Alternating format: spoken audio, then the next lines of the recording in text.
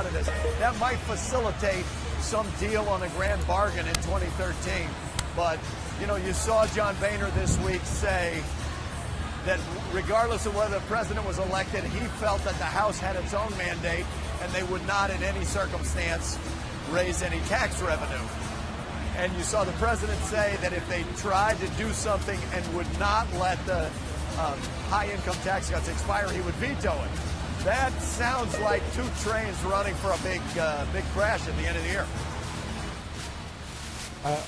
Austin, when you look at the Democrats who won Senate seats tonight or got reelected to the Senate, do you have any concerns about keeping the party together in the event that there is the outlines of a grand bargain with Republicans? You know, a little bit. That's a great question. Though that's always the question for the Democratic Party. I mean, they are not.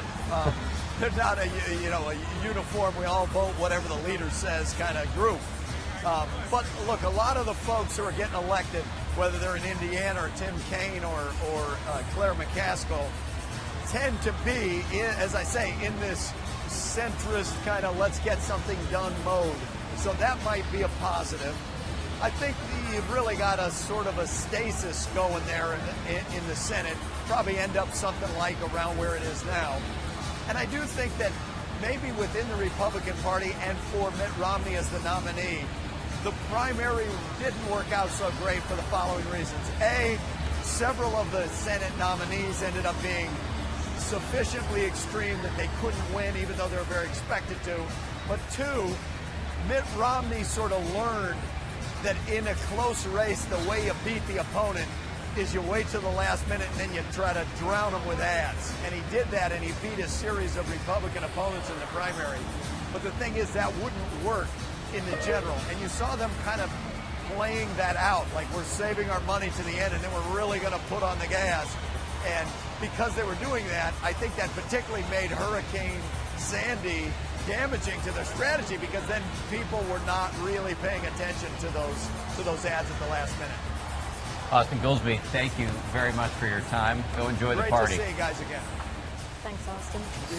So let's just get one final thought from Hogan Gidley here. Hogan, former spokesperson for Rick Santorum, as you watch the partying in Chicago, can you take us inside the mind of the average Republican tonight as they watch these pictures?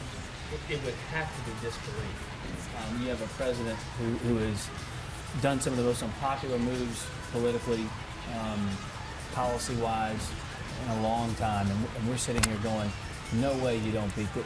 I remember that Saturday Night Live skit where Bush was talking about 1,000 points of light. 1,000 points of light. Dana Carvey was doing a great impression, and the Dukakis character was Lovitz goes, I can't believe I'm losing to this guy. And I think a lot of us are sitting here going, I can't believe we're losing to this guy. I mean, we would look at his presidency as an abject failure, and to not be able to beat him. He's a great politician. I think it's a historic victory for him in 2008. I think a lot of people wanted to cling back to that, and they had their own nostalgia of 2008. I think they wanted to stay with. But I do want to say two things about something Austin said, if I could, real quickly. I remember they called Romney's machine the Death Star in the primary, and I used to make the comment that it looks like the Death Star when you're fighting a small band of rebels. Rick Santorum, Newt Gingrich, Rick Perry. When two Death Stars go up against each other, it's not an overwhelming majority either way. It's one big battle. So it was so weighted for Romney in the primary because he had so much more money than everybody else. And the tactic of just beating us up with ads was effective because we couldn't fight back. This was a completely different thing, and Austin was right about that. Second is the tax revenue comment he talked about with Speaker Boehner. Use another Huckabee phrase for you, Jeff. He used to tell me all the time, no one wants to pay taxes. But if your house catches on fire, you want the fire department to show up. If someone breaks in your house, you want the cops to show up. And so there has to be a balance struck between the Tea Partiers, the folks on the right who are staunchly against raising taxes, which I'm against raising taxes, but I also want the deficit to come down a little bit, and we have to figure out how we can do that. So with the president's victory tonight, hopefully the president will start to govern more from the center and not from the left as well. and we'll be able to find some common ground and get a few things accomplished. Hogan Gidley, you arrived at just the right moment for us tonight. We really appreciate Yeah. all of your Thanks. perspective. Thank And you, sir. Appreciate as it. well, very well known as the best dressed Republican operative in the country. He came with Pocket Square, of course. Any he gentleman- never leaves without a Pocket Any Square. gentleman who arrives on this live stream with a pocket square gets a salute from me. Thank you very much. I really appreciate it. I have asked him to appoint me to the Supreme Court if he ever gets to be president, despite the fact I never took the bar, and have agreed to become an evangelical because there are no Protestants on the court anymore. And he's considering that should he run and win. I just thought you'd like to know that. It's a big-hearted man. That's It's a big-hearted man. Thanks again, Hogan. Appreciate it. Let's get it out to Ohio right now, the state that we've been talking about for months, forever. The state that Jon Stewart said the candidates were treating like the precious from the Lord of the Rings. Our Ron Claiborne, one of my co-anchors on Weekend Good Morning America, there he is. Ron Claiborne has been covering Ohio tonight. Ron, where are you at and what are you seeing? Hey, Dan and Amy, I'm inside the state capitol here in Columbus in the atrium, which is sort of the headquarters where the Secretary of State, who's in charge of the election results of announcing them and any irregularities, it turns out there weren't any, would be talked about. The race here actually is still very close. About 85% of the vote is in. President Obama has about a 30,000, 40,000 lead, but the Secretary of State, a Republican, John Husted, came out a little while ago and said that of the remaining 15% or so, those are going to be coming from the larger urban counties in this state, which clearly indicates that they'll be breaking for President Obama. And of course, we have called Ohio for the president, which put him over the top. But this was a very close race, in some ways much closer than even the Obama campaign had thought. They were talking about or expecting somewhere around a 2 or 3 percentage point victory. It may ultimately come out to about 2 or 3 percentage points, but at one time this race was very, very close. And there was a lot of talk about Hamilton County, that area down in the southwestern part of the state where Cincinnati is. At this moment, with almost all of the vote counted, the president has a slight advantage in that key county there. But, you know, in the end, there was a lot of talk about Ohio perhaps determining the outcome of this race.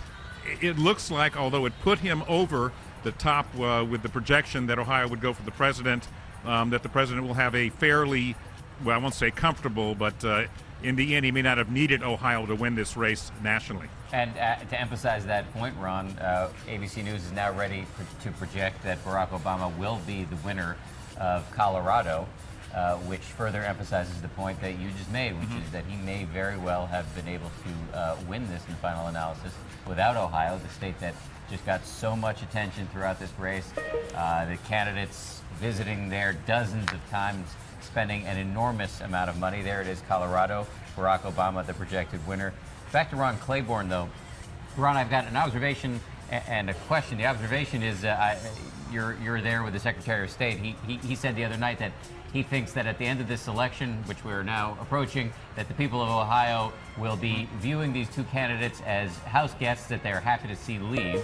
And I'm sure that is true. So that's the observation. My question is, I spent some time in Hamilton County. There was a lot of fear before this election that we were going to have massive amounts of fraud. So conservatives were worried about that. On the liberal side, there was a lot of fear that we were going to see voter suppression. In the end, though, have we seen a lot of serious complaints lodged on either front? A very good question, Dan. There was a lot of concern, let's use the word, about the possibility of irregularities, problems with voting machines, alleged voter suppression. In the end, it appears that the problems that did occur were very minor, and both parties are saying that the election went surprisingly smoothly.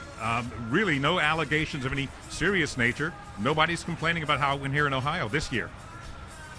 And Ron, take us to what it must feel like to be an Ohio voter. I know that Dan raised a question there, but in your interactions with the people here, is there a sense maybe that they might miss it, though, a little bit, being courted the way that they were? At one point, I think it's $144 million spent on a state that, let's face it, it's an important state, but $144 million, lots of visits. I tell you who's going to miss it, the radio stations and TV Well, stations. that's very true. Got to play these The ads. radio stations and the TV station. Listen, Amy, the people I talked to said that they were so assaulted with all of these ads. If you watch television here, I watched just for a couple of minutes in Columbus, and it is one non-stop political ad, not just for the presidential candidates, for the Senate candidates, for the local offices, for the state legislature, that people described it as inescapable, annoying, and bothersome. I talked to one couple who said that they were getting, think about this, about 20 phone calls a day from the campaigns for various offices. I said, what do you do when the phone rings? They said they pick it up and hang it up again. So virtually everyone I talked to, while they said in some ways they were honored at the importance of Ohio, they almost unanimously said they will be glad, ecstatic, when all of this is over. With the clarity that's sort of descending upon us after the fog of the campaign, how much danger was Sherrod Brown in really at this point, and what are you hearing from state party operatives about returning him to the Senate? Well, you know what? At one point, Sherrod Brown seemed to be in some serious trouble, but if you look at those final results, it's hard to say whether he benefited from presidential coattails or whether his opponent just sort of faded in the end. He won a fairly comfortable margin in winning that Senate seat. Ron Claiborne, great job, my friend. I'll see you back here on this set on Saturday morning on GMA. I was thinking of calling in sick, actually, Dan. Don't tell anybody on the show that, okay? Totally All right, well, busted we appreciate the 5-day notice, and I hope that the illness passes without incident. All right, Ron, we'll see you. Get some sleep, man. Our secret. Okay, Dan. All right. See you, Amy. See you, Ron. Thanks, Ron. Yeah, no, that is it, the duty to be the Ohio correspondent. It's a lot of work because, again, we were very concerned from the very beginning that we would have issues with provisional ballots, people standing in long lines. We wouldn't know the vote. It could come down to Ohio. It could be days. What was the Secretary of State's office going to look like? How is this going to work at the end of the day? Worked out pretty well.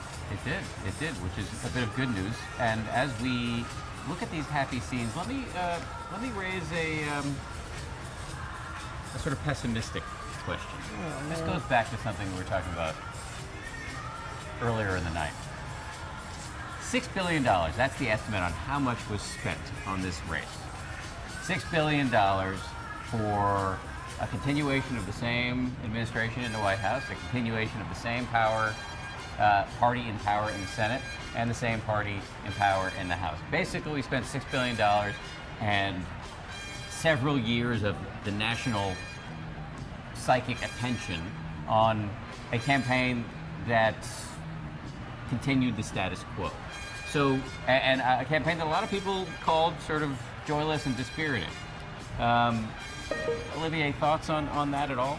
Well, a couple of things. I don't think at all the campaigning was pointless, and I'll use a sports analogy.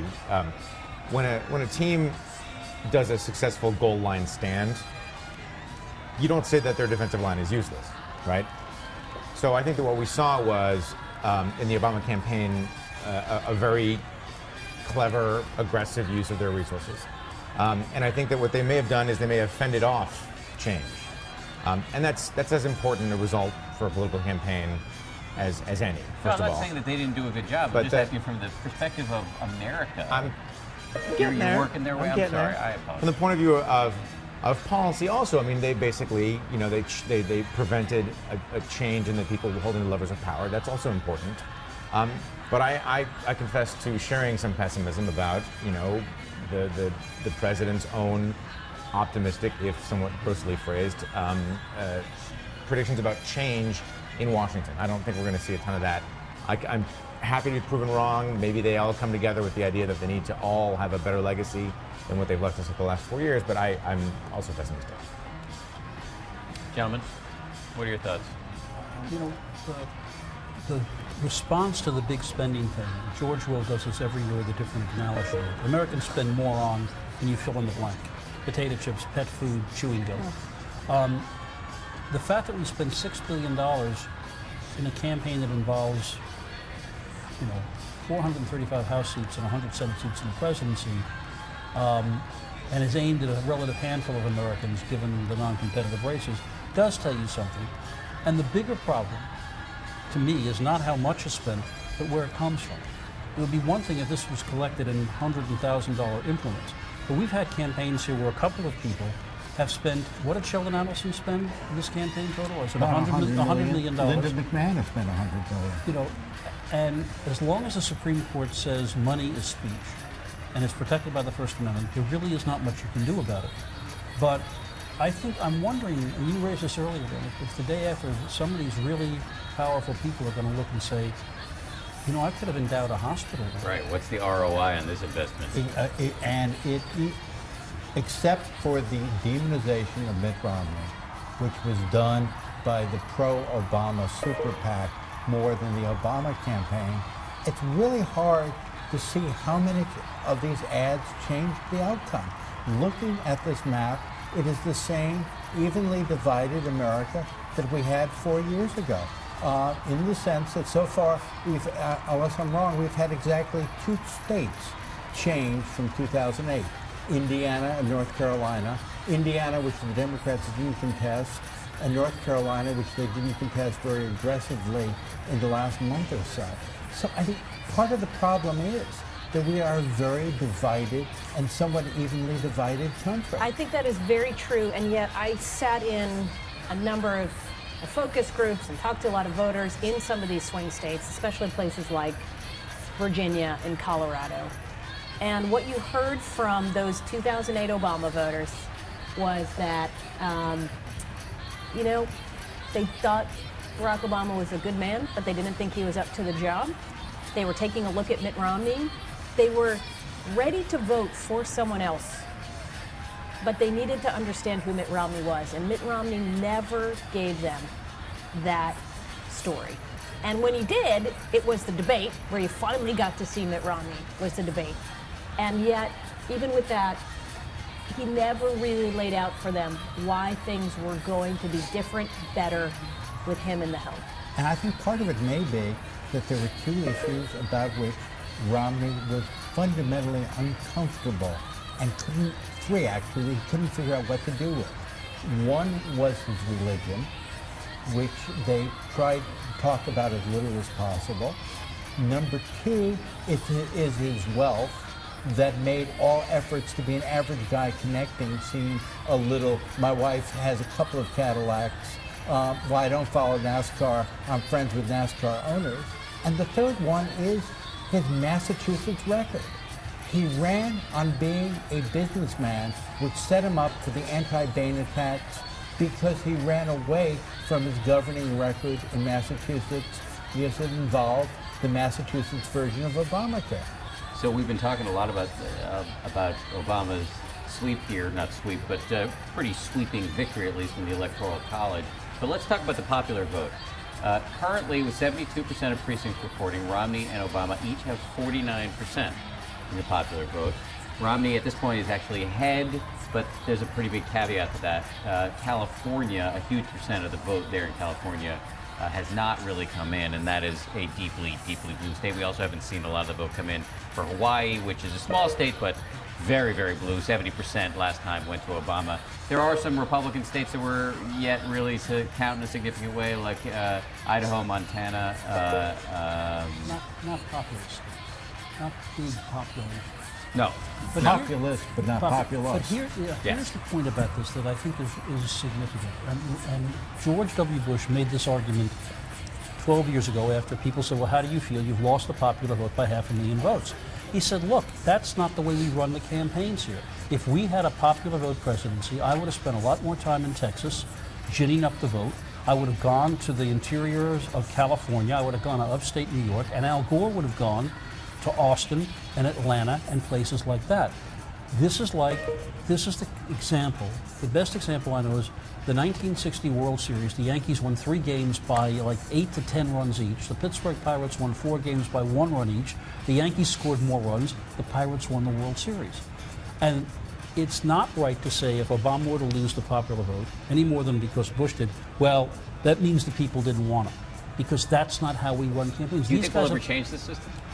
You know, I wrote a novel about this that is now available in church basements and rummage sales everywhere about the vagaries of the Electoral College, and I came to the conclusion that changing it, at least to a popular vote, would cause as many problems as it solved. Because in the case of an election like 1960, where it came down to 0.1%, you would have voting challenges of every ballot in every state. So there are pros and cons, and there have been 100 different reforms, but the fact is that every solution, even if you could do it, and you never could because the small states won't allow it, they have a disproportionate advantage. You better think about what you would get if you changed it. Do you want it by congressional district? Then you minimize the power of big states, right? So be careful what you wish for. Be careful what you wish for in this. It may be broke, but I'm not sure we know how to fix it. Also, let me just add one thing to what Jeff said. In 2004, having learned the lesson from 2000, the Bush campaign campaigned to win the popular vote, and Kerry did. Right. So what we have to do right now is take a quick break, where we're going to, on the other side of this break, run through the latest news, and then we'll be back. Keep it here. This year, I really think it's fair to argue that the enthusiasm is really spread a lot more evenly. The drive and the excitement is still there. I mean, you can read the blogs and read. And welcome back to our live election night footage, and what an exciting night it's been. I'm here with Jack Leonard once again behind us.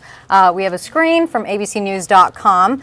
We're waiting for President Obama to take the stage, but right now we've got Jack with a couple of updates on California props. So let's start with 3 strikes. What do you got? Yeah, 3 strikes. When we last talked about the propositions, I think we only had 1% of precincts reporting. Now we've got about 14%, so it's still very early. Still, 3 strikes has 68% of the vote. That's the proposition 36 that would amend 3 strikes.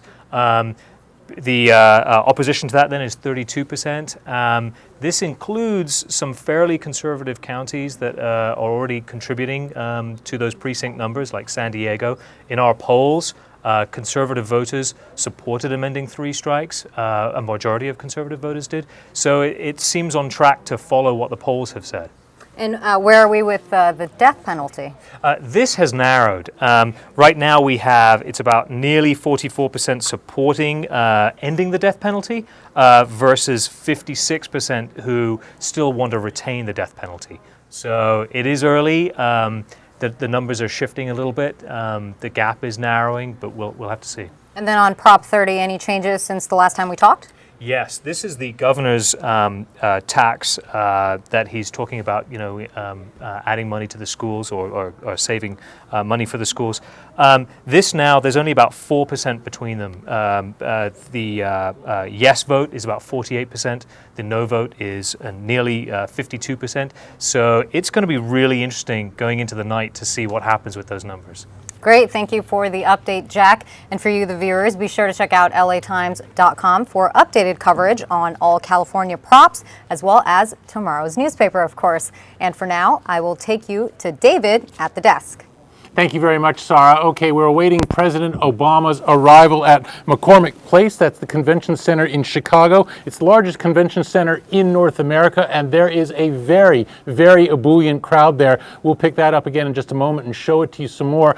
When the president arrives, we will carry that live here at latimes.com, carry the entire speech, and if indeed his Republican challenger Mitt Romney is going to give a concession speech tonight, and that's looking increasingly likely, we'll carry that live as well as our election coverage from the LA Times newsroom continues. I'm joined here by Jim Rainey, our political writer. I'm David Lazarus, and clearly the president, I would think, is just sort of running in through his head saying, what don't I want to say tonight? He probably has so much that he wants to say to the nation.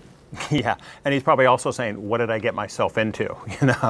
He's got 4 years coming up here that look like they could be a very tough 4 years, because we're already hearing tonight from the Republicans. There's a lot of, there's a lot of bad feeling in this race, and I mean, hopefully some of that can be buried when we get into the actual process of governing. But I think it's, probably a time of great joy for a day or two here, but then he's going to have to regroup immediately, start thinking about how is he going to work with this Congress that, at least in the House, is still dominated by the Republicans. And so I think, yeah, definitely a joyous night and moment for the president, but it's also got to be sobering. He's a guy who knows what this job is like. Now, I saw you were just back at Election Central for the Politics Now blog. Right. Are we getting any feedback from our Republican friends? Are they offering any words of encouragement to the president? I haven't seen any words of encouragement, no. But we have seen, I think right now people are still trying to absorb this. And in fact, the Romney camp itself is, we haven't heard a concession. We haven't heard that there's been a phone call, which of course is traditional, from the loser to the winning candidate. And I think, again, as we were talking about a little bit earlier, when you've put this amount of time, Mitt Romney, at least 6 years, probably in his mind, going back a decade or more, thinking about running for president. He now realizes it's over. His supporters don't want to believe that. Apparently, there are people in tears at his headquarters, some of the kids, the grandchildren. It's an upsetting moment, and it's one thing to realize it. It's another thing to admit it to the world. And he's probably just not quite ready to do that. And if he's not ready to do it, you can imagine there are a lot of other Republicans who aren't ready to yet hold out an olive branch and say, let's try and work together.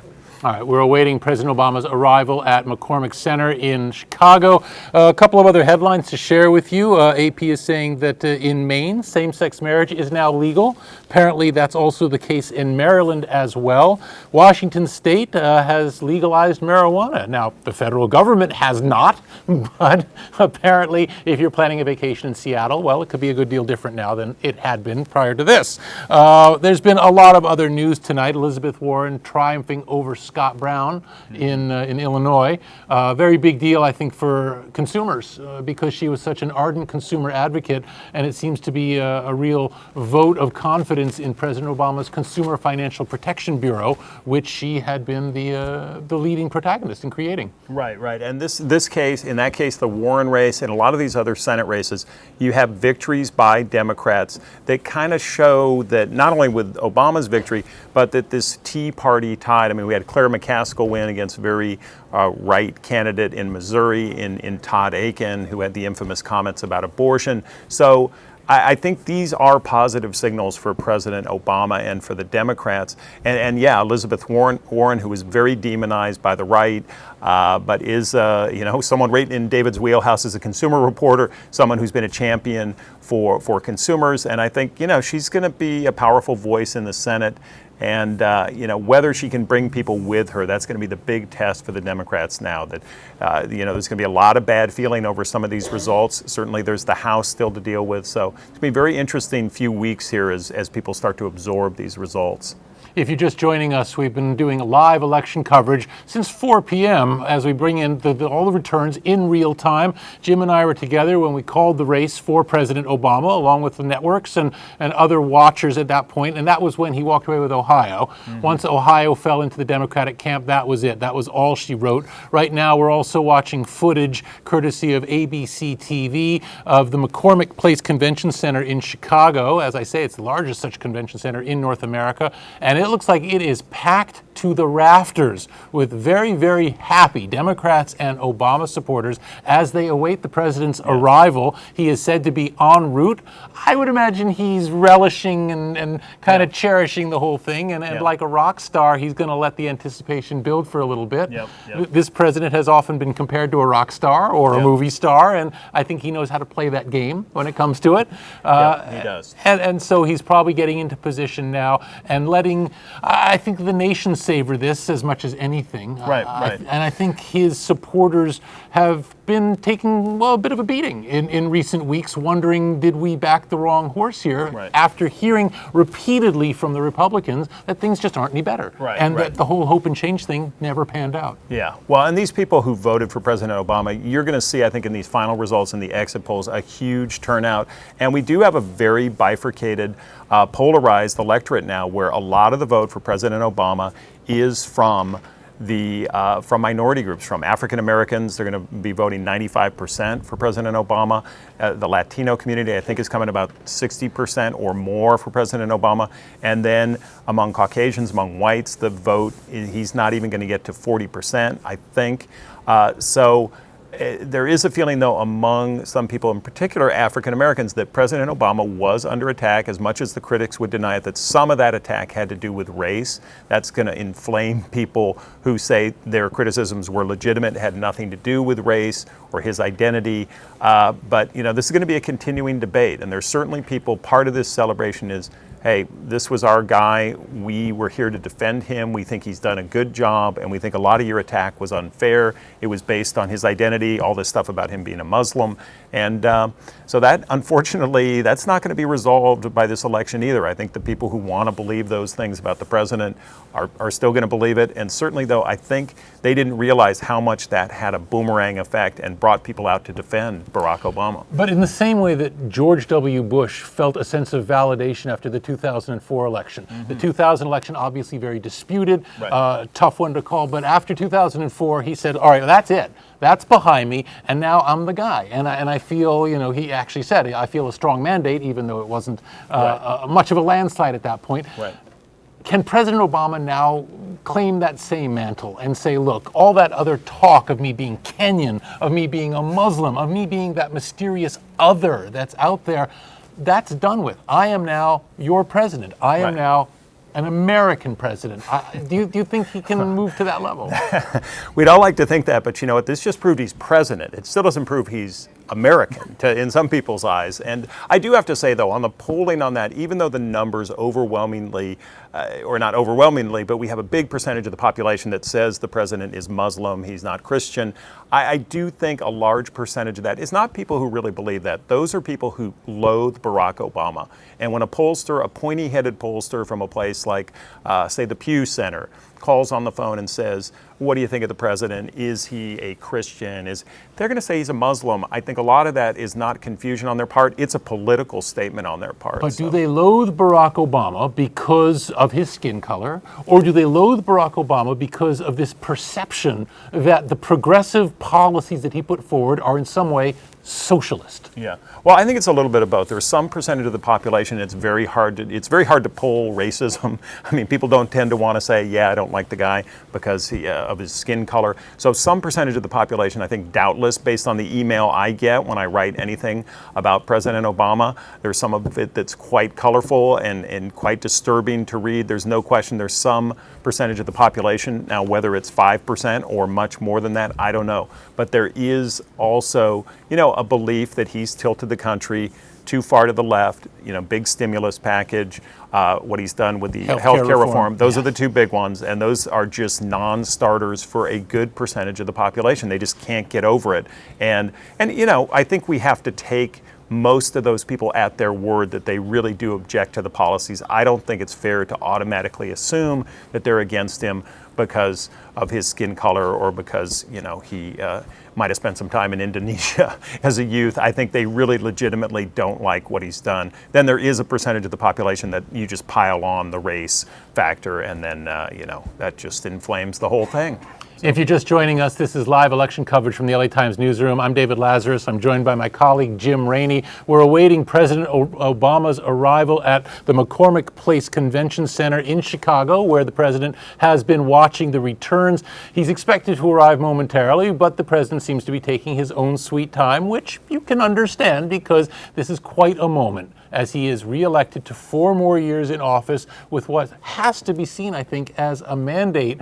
And Jim Rainey, it's when you look at the healthcare reform specifically, it's such a major step. We haven't seen anything like this for literally decades.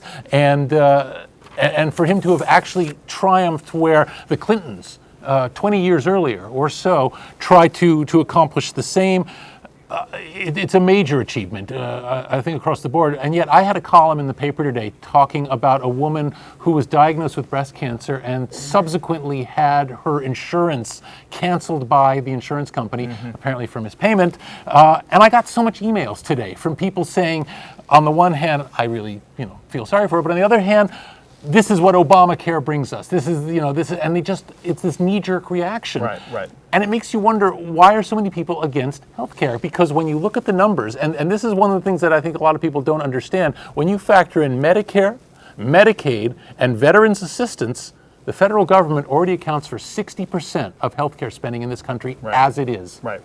Well, everybody hates government benefits except the ones that they're on. The ones that they're on are very righteous. In fact, a lot of people say that I absolutely oppose to government support.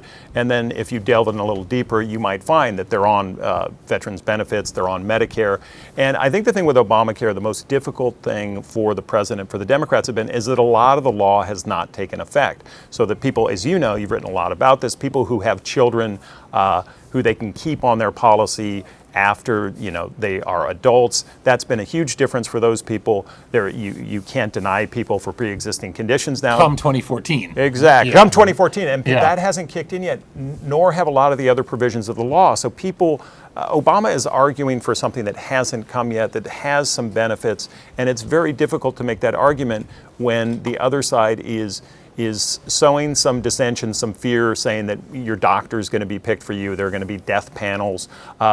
Fear works, and especially when you don't have something concrete to counter it with, just some promises that might sound good, but people like what they have in healthcare if they have something, and a lot of Americans who vote still do. But then there's the 50 million who do not. The 50 million who don't, and I would contend that a good percentage of those aren't as active of voters as the ones who do have healthcare. That's part of the problem for the president on the Jim, I've got a very interesting tweet here I want to share. This one is from Jack Welch. He's the former GE head, and you remember Jack Welch was the one who stirred up a whole hornet's nest when the jobs numbers came out, and it was Welch who very prominently suggested that the Obama administration had massaged the numbers to make them look more upbeat, more positive than they actually were. And yet he tweets now, "Congratulations to President Obama and his team on their terrific victory." Yeah.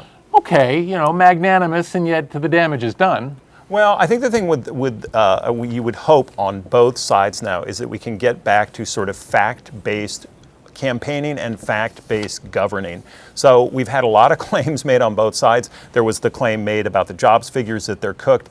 I really think both sides have got to stop sort of concocting these conspiracy theories. We have it on climate change. We had it, I was just writing about today on all these conspiracy theories about, and we talked earlier about voter fraud.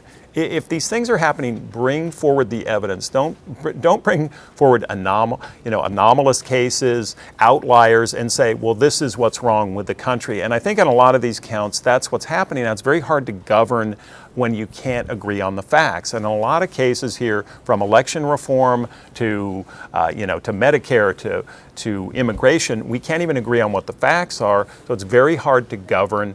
And I guess good news that Jack Welch is sounding magnanimous now. I don't think we've won Donald Trump over yet, but small favors. But I think we all need to be a little bit more fact-based. That hasn't been a problem for Mr. Trump, but maybe Jim, he'll come around. Maybe I'm just being naive here, but it seems as though politics was once a game for grown-ups in the United States. I remember back in the 1980s when the Greenberg Commission, or the Greenspan Commission, got together to address Social Security. Ronald Reagan, Tip O'Neill had to come together from both sides of the aisle to say, we need to do something about it. It's not a Republican problem, it's not a Democrat problem, it's a problem for us to address, and grown-ups actually stepped up and applied fixes to Social Security. Right. I look at that and think, where did all those guys go? Where are all the statesmen and stateswomen that once seemed to be dominant figures on the U.S. landscape, and now it's just this schoolyard where every day it's another bloody nose and another black eye? Yeah. Well, I think what you're going to hear is, so the retort to that, and I think maybe kind of a righteous one from the Republicans, would be, President Obama set up a commission, the Simpson-Bowles Commission, to look at the debt. That's going to be a big issue coming up. They came up with some solutions, some proposals, and the president sort of put those off to the side.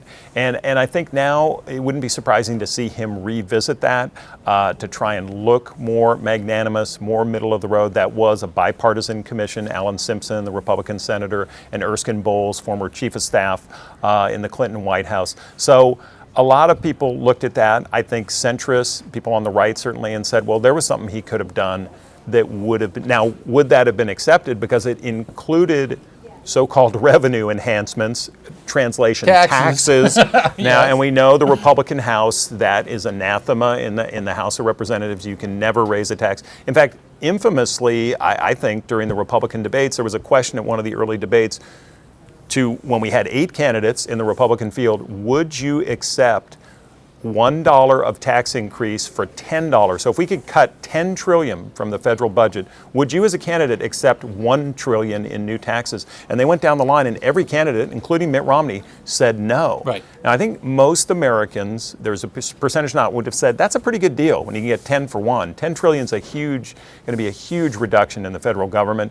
We'll raise $1 trillion in taxes over 10 years, I believe it was, and that was unanimous that they wouldn't go there. So I think there's going to have to be some give on that side, and there'll probably have to be some give from the Democrats too on finding some other ways to cut the budget. You know, international affairs was not a big going concern in this election, other than Libya, which played a role in the election. I think a lot of people are probably not realizing the fact that a lot of overseas leaders were pulling for continuity in the United States. There was a sense, at least in Europe, that a changing of the guard, especially at a time when Europe is going through such difficulties with the euro and their debt problems, it wasn't really seen. I would imagine that part of the president's day tomorrow is going to be spent taking phone calls from international leaders saying, okay, now what happens now? Yeah. I bet he's also hoping he gets a call from Israel, and Mr. Netanyahu, who has not been his biggest friend, got a little less critical as the election got closer. But I do think internationally, absolutely, that the polls have shown President Obama very popular overseas. Now, of course, to some Americans, that makes him suspect because, why? If he's liked in Europe, and of course, one of the big accusations from the Republicans was that he wants European-style socialism here in America. That's his fondest dream, is that we all have socialized medicine and that we pay 80% in taxes and the economy is essentially run from, out of the White House or out of Washington. And I don't think there's a lot of evidence to back that up, but that's the claim, and there's some percentage of Americans that buys it. But it was an interesting campaign in that foreign affairs was very much on the sidelines most of the time, except for a couple occasions, one being when Mitt Romney went overseas, had a few problems, and then right here at the end with the situation in Libya, something that among Republicans and on the right too, they felt was underplayed, that the press really should have held the president more accountable. And it really wasn't a race that the Republicans were prepared to run. George W. Bush was prepared to run on foreign affairs because he had the Iraq War.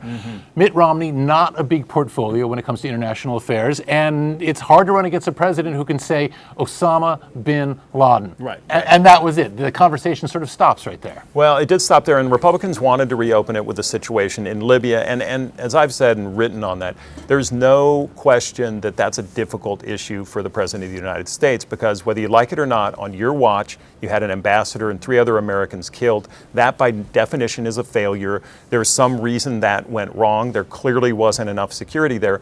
That is just a starting point, is not a good place for President Obama and the Democrats.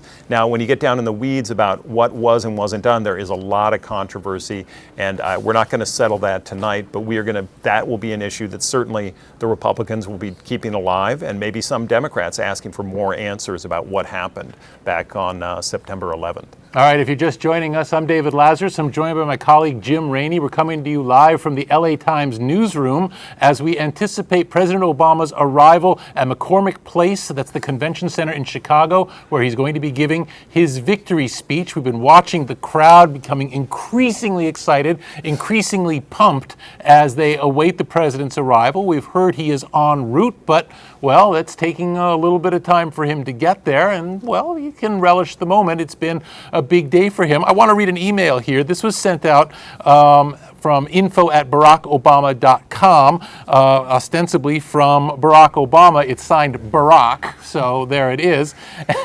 And the subject line is, how this happened. It begins, friend. I'm about to go speak to the crowd here in Chicago, but I wanted to thank you first. I want you to know that this wasn't fate and it wasn't an accident. You made this happen. You organized yourselves block by block. You took ownership of this campaign, $5 and $10 at a time. And when it wasn't easy, you pressed forward. I will spend the rest of my presidency honoring your support and doing what I can to finish what we started. But I want you to take real pride, as I do, in how we got the chance in the first place. Today is the clearest proof yet that against the odds, ordinary Americans can overcome powerful interests. There's a lot more work to do, but for right now, thank you. Barack. And this is kind of what we were talking about earlier. I mean, this is, the whole thing right here, a lot more work to do. We can be very proud of ourselves. You go, girl, pretty much along those lines. And I think what's very interesting here is his emphasis on Americans, ordinary people, saying it's not about me, it's about you. And in his speech at the convention, that was the entire theme. Yeah. It's also, for people who were on Barack Obama's email loop, it's all about the fact that these emails came in constantly during the campaign. And this is a thank you for giving, but virtually every day the Obama campaign, also the Romney campaign, but the Obama campaign had mastered it, was saying, just one last time. I just have to ask you one last time. And every one of those, sometimes they were invitations, hey, I'm going to have a party with the NBA player. Sometimes you're going to come and meet a Hollywood star. But they were relentless in fundraising with just this sort of email. And they always had a very provocative subject line that would, even though you told yourself, I'm not going to open one more Romney, one more Obama email, you would open it and there would be another plea for more money. So he raised $1 billion. So I guess it worked. Yeah, I guess it did. We were just getting word that Mitt Romney might be getting ready for his concession speech, and if that's indeed the case, it would explain why the president is dawdling in coming before what is clearly an adoring crowd at the McCormick Place Convention Center, where these people are clearly pumped. I mean, it's either going to be a Rolling Stones concert or it's going to be the President of the United States. I mean, it's going to be one or the other. It has to be huge. You can look at the screen here, and we're looking at a feed here from ABC News, where people have just been consistently singing and dancing and waving flags and just making a big time of it. I'm suspecting that there has been some communication. He couldn't win. I have not seen, by the way, Campus said, we're getting ready. Obviously, the president would rather follow a concession speech than come before it. It builds the momentum. It seals the deal. Right. And I think if he could have his way, that's the way he'd want to do it. My suspicion is he's finally gotten wind that a Romney speech is coming, and indeed, if it is, we'll carry it live, and that might be the holdup. Right. Well, traditionally, the way this works is that the loser is supposed to go first, is supposed to concede. And really, I mean, the one great thing, I don't want to get too Pollyanna here, but our system has got a lot of flaws. But one thing is, we'll start the recriminations tomorrow about fake voting and all sorts of other problems. But at least on this night, and hopefully extending out somewhat, there is a tradition of settling this and agreeing, you're the winner. I'm agreeing to the result. We're all going to try and work with you. Even if it's a formality, I think Americans appreciate that when they look around the world and they see how other countries conduct their elections and the civil wars, the strife that sometimes breaks out. I think this is a moment that we all like to be reassured and see that the system still does work, regardless if our person won or lost.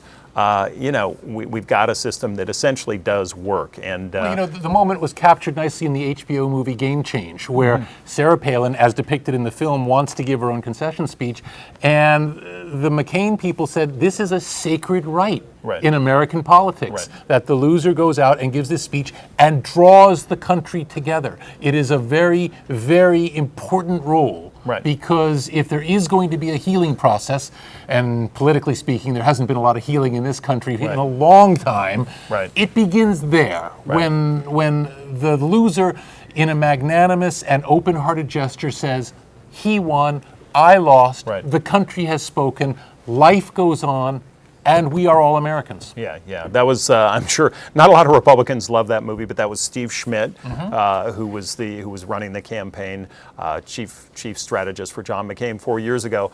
And indeed, he came to not like Sarah Palin very much, and that was reported in the book Game Change by Mark Halperin.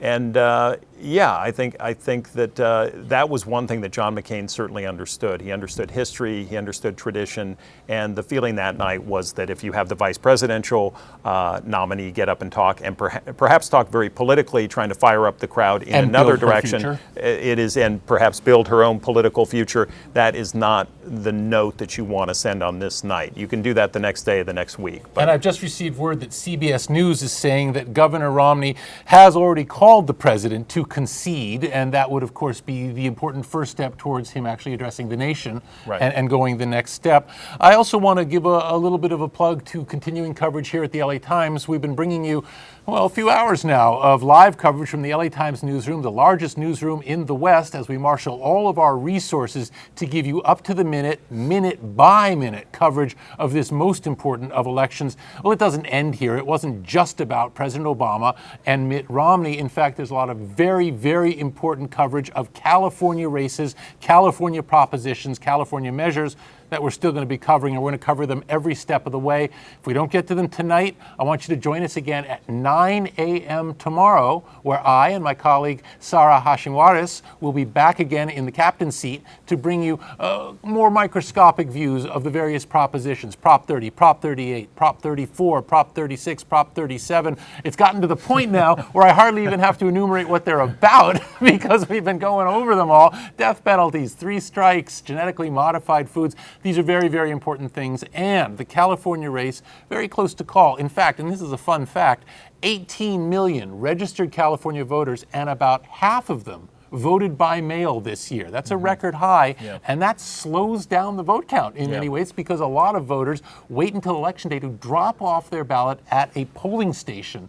I guess just for the fun of visiting the polling station, I'm not sure. Me, I vote by mail because it's convenient. I don't know. I still like going to my polling place and actually even waiting in line. There's just something about the tradition of it. But absolutely, California is headed in the direction. The 2 states in the Northwest, Oregon and Washington, gone to all mail balloting. I think 80% of the vote in Colorado is a early vote, either absentee or at early polling places. I think in Nevada, it's up around 60% this year. So we're really headed in the direction of more and more voting before Election Day, and it can slow down the vote. If the votes really come in early, it could speed it up on the front end, but some of them tend to come in on Election Day. They can't be counted as readily as a touch screen or a electronic vote. Right.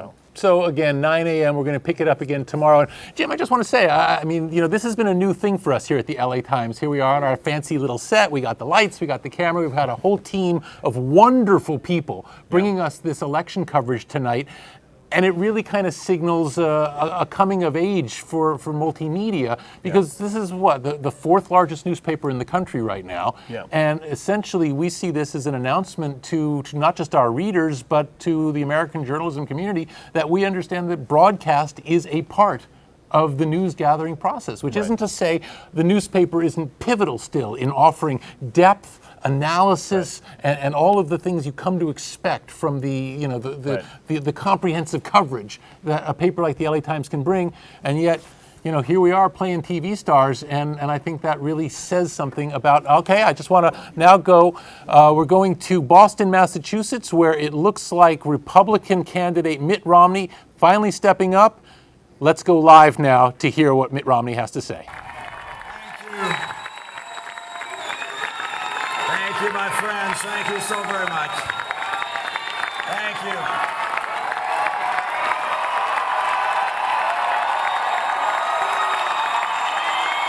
Thank you. Thank you. I have just called President Obama to congratulate him on his victory. His supporters and his campaign also deserve congratulations. I wish all of them well, but particularly the President, the First Lady, and their daughters. This is a time of great challenges for America, and I pray that the President will be successful in guiding our nation.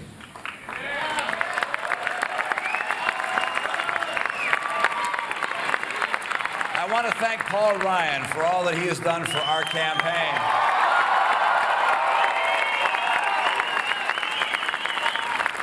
And for our country. Besides my wife, Ann, Paul is the best choice I've ever made. And I trust that his intellect and his hard work and his commitment to principle will continue to contribute to the good of our nation. I also want to thank Ann, the love of my life.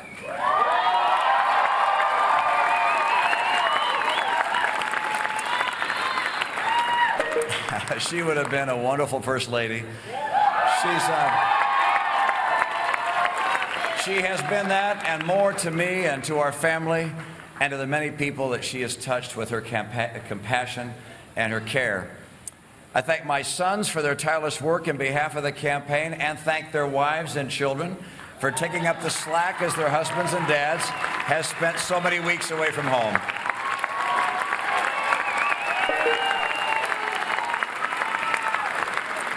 I want to thank Matt Rhodes and the dedicated campaign team he led.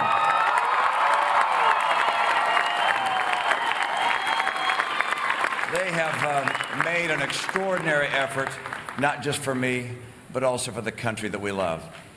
And to you here tonight, and to the team across the country, the volunteers, the fundraisers, the donors, the surrogates, I don't believe that there's ever been an effort in our party that can compare with what you have done over these past years. Thank you so very much. Thanks for all the hours of work, for the calls, for the speeches and appearances, for the resources and for the prayers. You gave deeply from yourselves and performed magnificently. And you inspired us and you humbled us. You've been the very best we could have imagined. The nation, as you know, is at a critical point. At a time like this, we can't risk partisan bickering and political posturing. Our leaders have to reach across the aisle to do the people's work. And we citizens also have to rise to the occasion. We look to our teachers and professors. We count on you not just to teach, but to inspire our children with a passion for learning and discovery. We look to our pastors and priests and rabbis and counselors of all kinds to testify of the enduring principles upon which our society is built: honesty, charity, integrity, and family. We look to our parents. From the final analysis, everything depends on the success of our homes. We look to job creators of all kinds.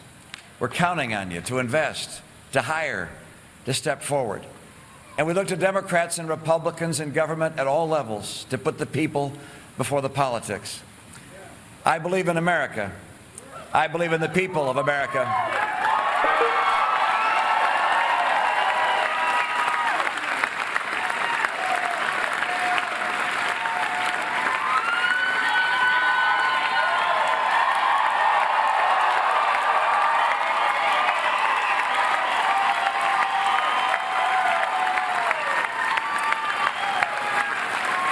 And I ran for office because I'm concerned about America. This election is over, but our principles endure. I believe that the principles upon which this nation was founded are the only sure guide to a resurgent economy and to renewed greatness. Like so many of you, Paul and I have left everything on the field. We have given our all to this campaign.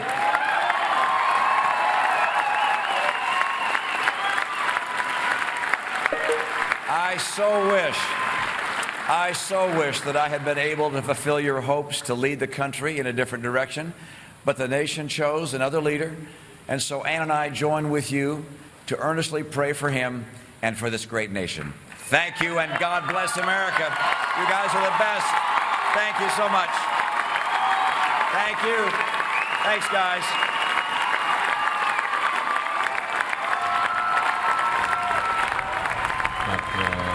Heartfelt concession from Mitt Romney, who called the president a short while ago. There's Ann Romney on the stage.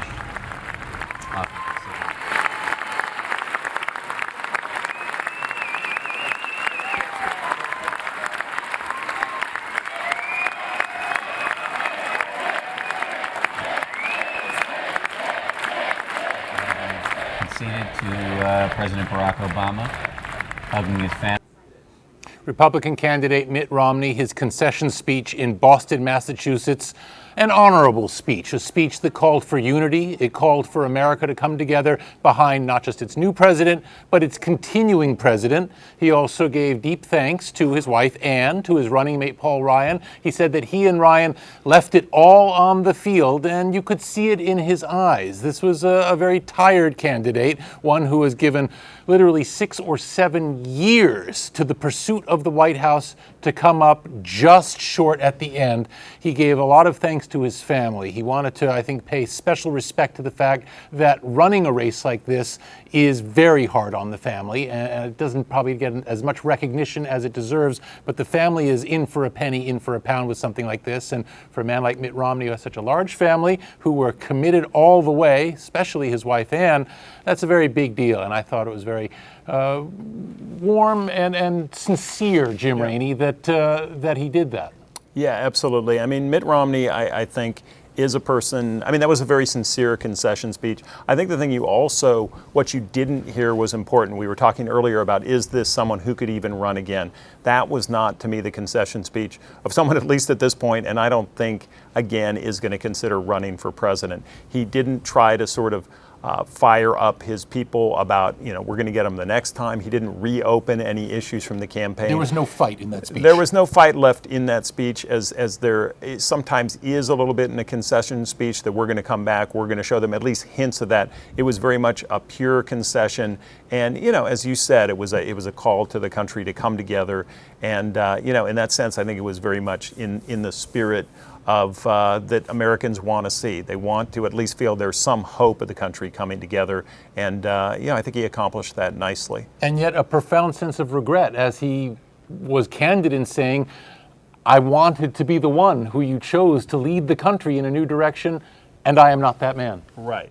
And I'm sure Mitt Romney feels, I know his supporters feel, that Americans didn't see the real Mitt Romney. They didn't see someone that he certainly believes, his family, his supporters believe that he is a very sincere and a very caring person. He was painted as someone quite different from that, as the rich guy who doesn't understand you. The 47% video where he was caught at this fundraiser, I think, was very devastating in that sense to him, that he looked like a guy who was part of an exclusive club that didn't include a lot of Americans. Now, he certainly felt that didn't represent the true Mitt Romney. And I think to be fair to him, I think he's shown at times in his life that he is someone who has, a charitable and sort of a bigger heart, that he wants to help his fellow man. He has a much different idea of how to do that than President Obama. That's what the election became about. But I do think what hurt him more than anything was there just wasn't enough trust by enough people that this guy really understands us, will really represent us.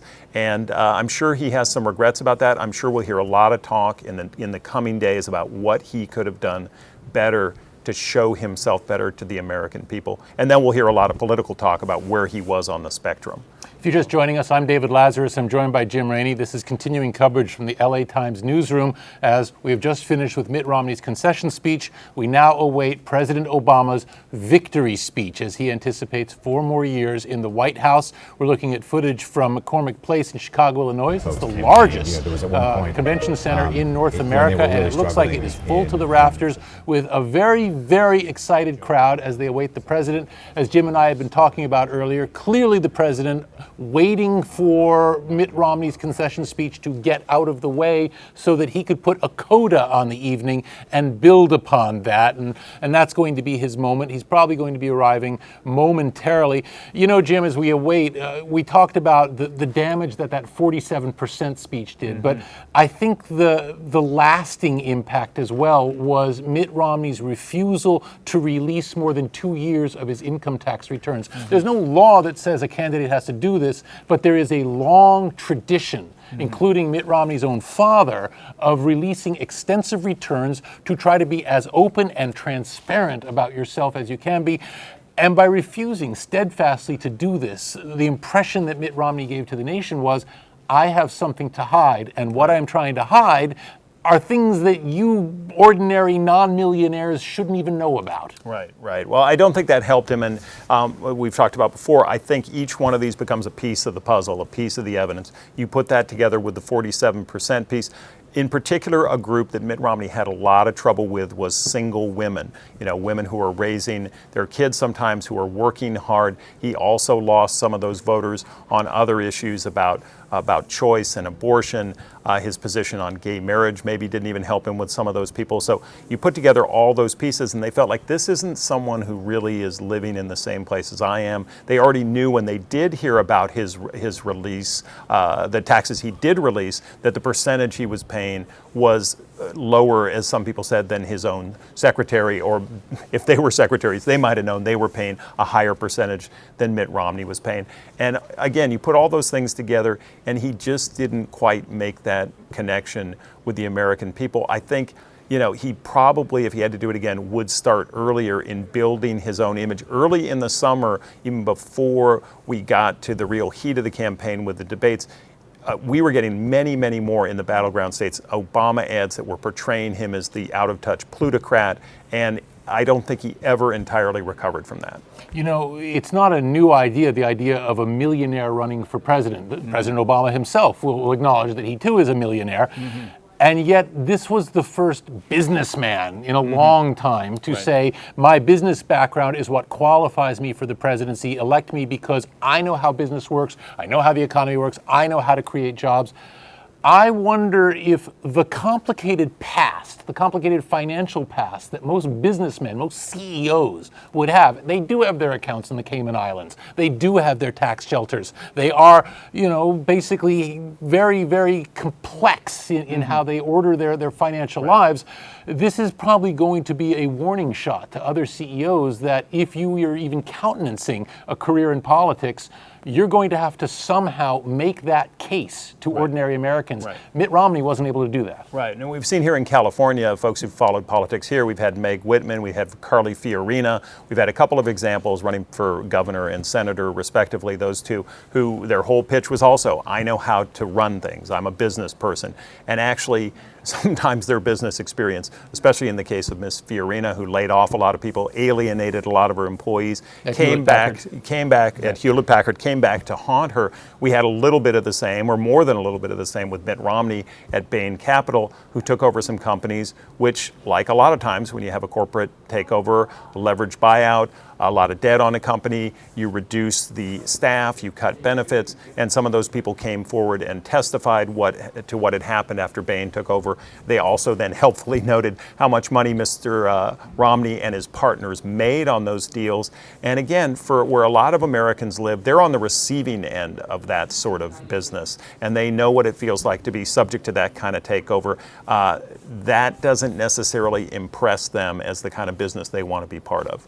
So as we await President Obama's arrival at the convention center, what are the keynotes that you're looking for, Jim Rainey, for him to hit here that would both lay out his course for the future, but also not alienate those who have spent years demonizing the man? Right. I think one of the keys for President Obama is to be happy as he should be, but to really kind of tone down there shouldn't be any gloating. I don't think there will be any gloating. I think there shouldn't be, as some people like to call it, sometimes any spiking of the football. He should accept this, and I think he will be very magnanimous. I think he will give a lot of praise to someone he really went after hard, Mitt Romney. I just think he's in a very delicate position here. Even some of the people who voted for him aren't completely convinced. I think that we are headed in the right direction. So he needs to tread very carefully, be positive, talk about working with the other side, and it won't be an overly ambitious speech. He's certainly not going to lay out any policy except in the broadest and most general terms. When would you expect him to actually start getting down to brass tacks? He's not new to the office, clearly. Right. He's not new to the job, and yet it feels like, to a great extent, a fresh start. As if to say, all that other stuff, it's like an episode of Dallas. It was all a bad dream, and it's now all behind us, and now we're going to go somewhere else. Right. And at some point, you get the feeling that he's going to have to now come back to the American people and make the case again. Right. Well, his big argument, like a lot of presidents who don't get everything done they want to, it said, it wasn't really the problem with my policies or my proposals, it was that I didn't communicate properly. And this time I'm going to communicate with the American people. I think he needs to certainly try that, but he's going to have to find a way, and I don't think it's just having them over for coffee. He's going to have to find a way to get more in tune with some of the Republicans in Congress, particularly in the House, and again, try and cut some sort of grand bargain. We've got this fiscal cliff coming up even before his second term starts, where they have to make some sort of a deal. Otherwise, a lot of us sitting here today of all income levels are going to get a tax increase. There's going to be huge cuts in the defense budget, in the domestic budget.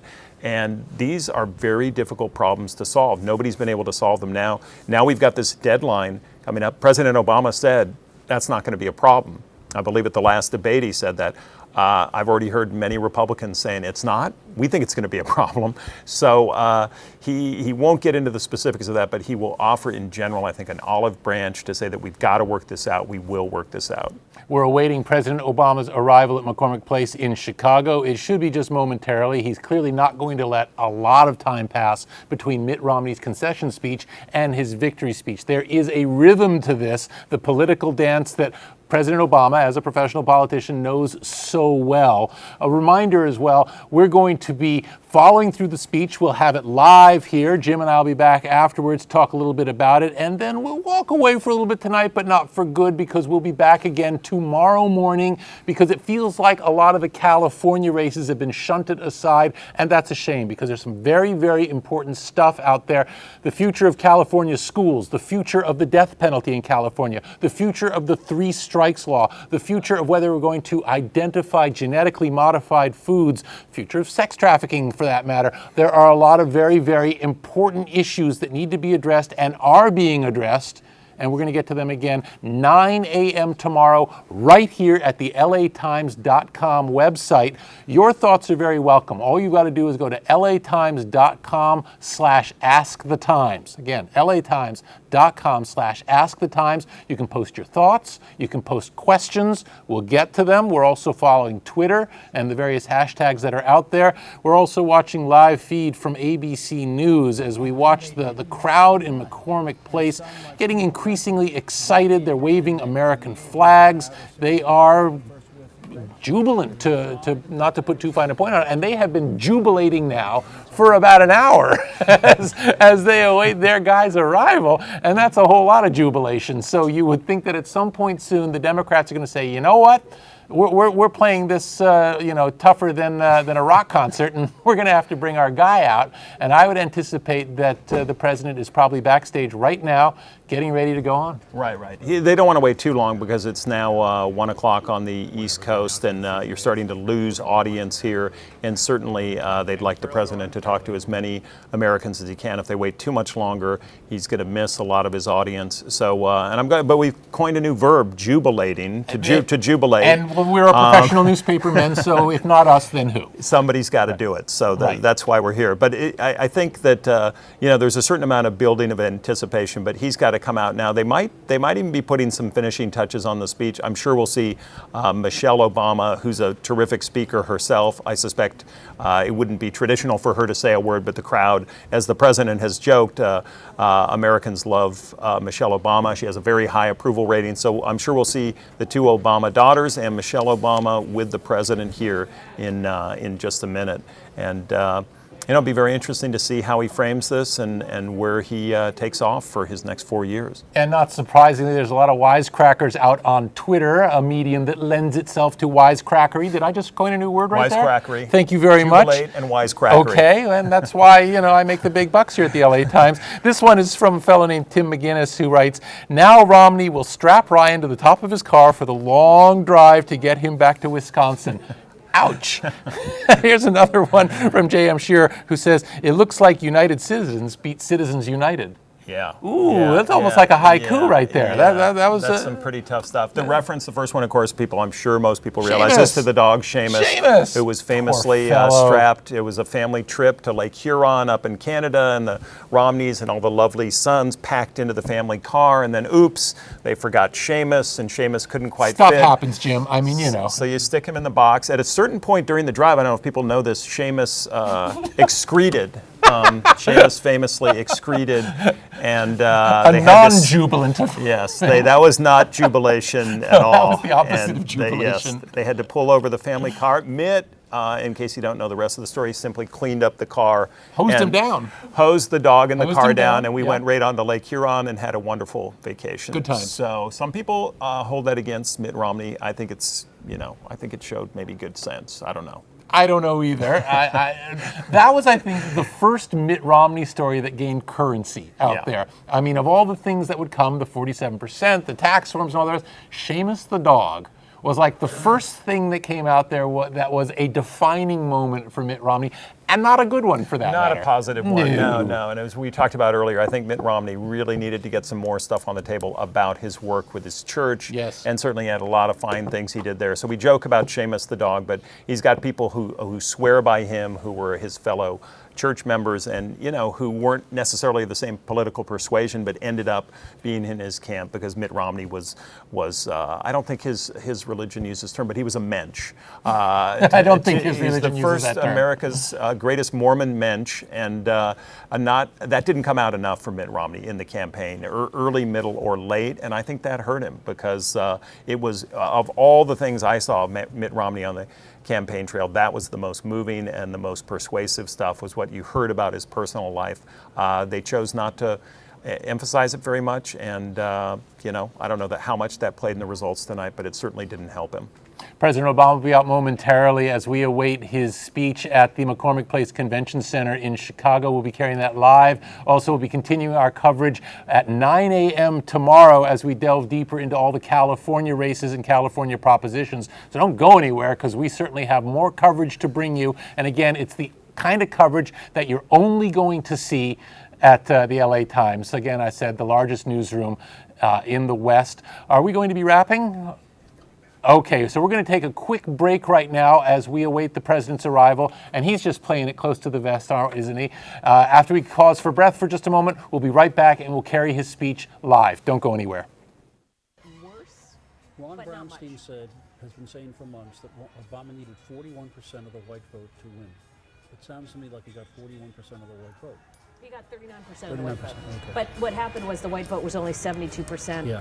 The Hispanic vote went up 10. And to win 71-27, I mean, 27% of the fastest growing demographic in this country is And it's pretty also, remarkable. remember, the Republicans were so nervous about the Latino vote that Marco Rubio was out there nominating Mitt Romney at 10:30 in the most important hour of the Republican convention, talking about not Mitt Romney's father, not George Romney. Marco Rubio was talking about the narrative of his own father.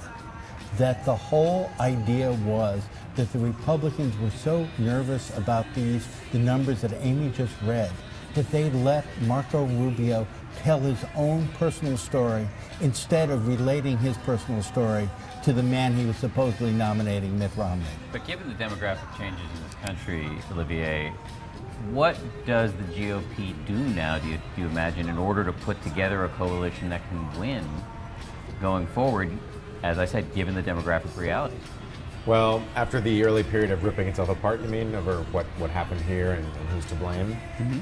I think that's going to be really interesting. I think they're going to take a lot of their cues from some of the fights in Washington, actually, to see who is emerging as a credible, strong voice on the issues that are typically dear to the party. We keep mentioning Marco Rubio, but I've heard a lot of Jeb Bush talk as well, people regretting that he didn't get into this race. But there seems to be an incompatibility between where the passion is in the Republican Party, which is in the Tea Party quadrant, and the party's ability to actually be a big tent that can bring in these growing parts of the electorate. So let's see what kind of consensus we get from senior Republicans about changing the primary structure that limits their... Jeff? No. You happen to hit like the ultimate. What did Dennis Miller used to say? I don't want to go off on a rant here. Whoa. It would really be helpful for the Republicans if they did not start the process in Iowa. An essentially fraudulent process composed in equal parts of extortion and a turnout that would make any primary state blush with embarrassment in a state that is so skewed away from exactly the kind of electorate that the Republicans need to appeal to, that it's almost over before it begins. I believe the number in Iowa is well over 50% of Iowa Republicans identify themselves as born-again evangelicals, which means that you have to be, quote, right on the abortion issue. They are not favorably disposed toward immigrants of any persuasion. Okay? So if they try to change the primary structure and begin even with saying, you know, you've had 40 years of this first in the nation, they're petrified that they will lose Iowa in the fall. And that's why nobody changes that. So And it's also interesting that 2 of our 8 swing states, New Hampshire, the other one, are the 2 states that are enshrined at the front of the list. And, you know, South Carolina is now enshrined, pretty much now is the 3rd state. And that is, while it's oddly enough more of a diverse electorate than, for even on the Republican side than Iowa, it certainly is not what you need to figure out how to win Pennsylvania or Ohio. Remember the audiences at those Republican debates and what they were cheering? Drill, baby, drill. Oh, no. No. Basically, execution. Governor Perry, you lead the nation in executions. Question to Ron Paul: if you don't believe in like government health care, what do you do to somebody who's sick? You let them die? Very strange, maybe unfair, maybe unrepresentative, but those are pretty chilling.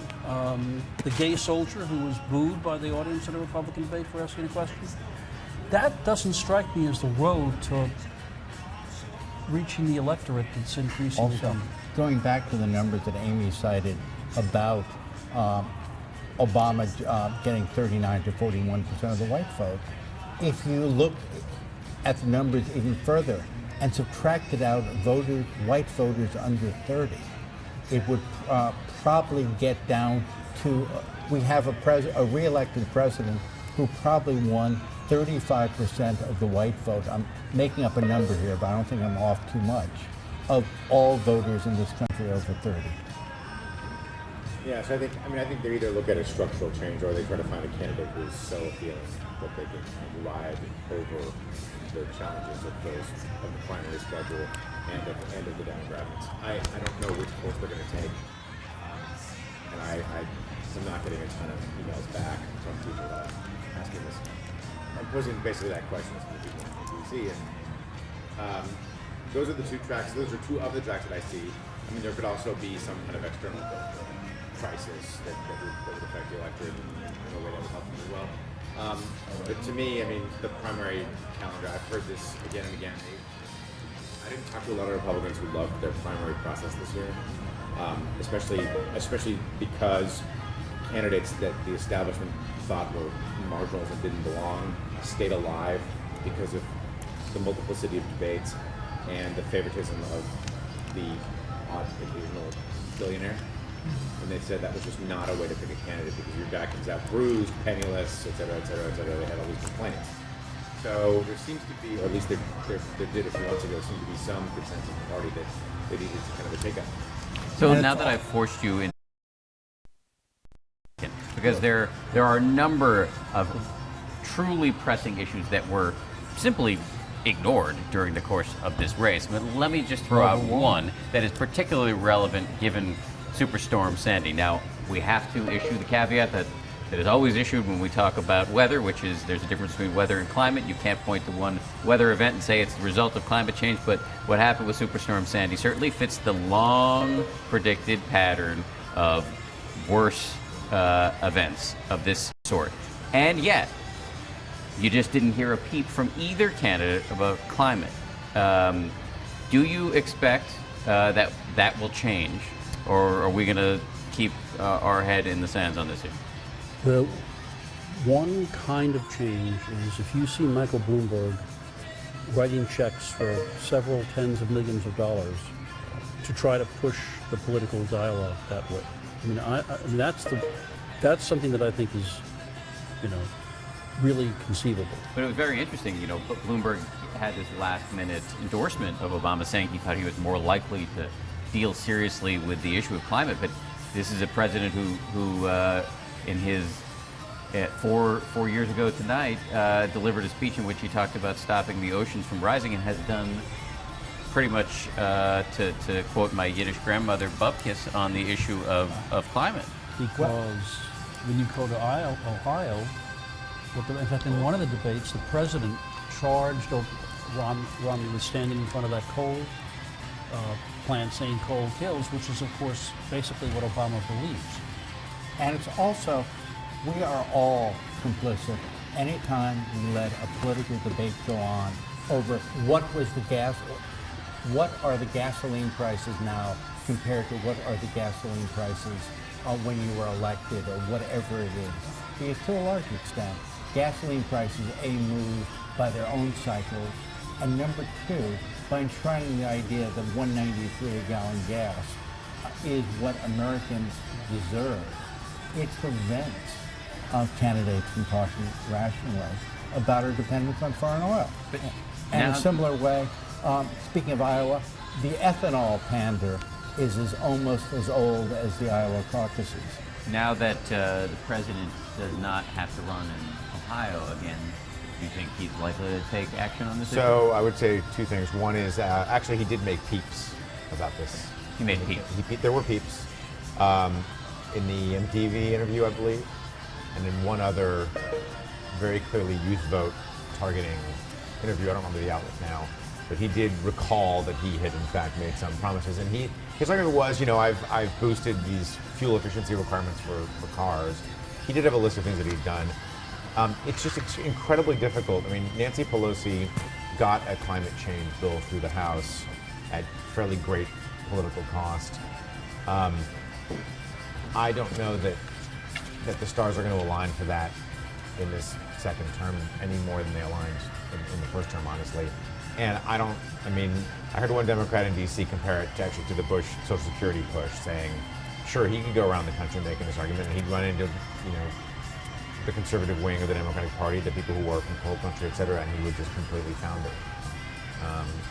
So I would rather doubt it.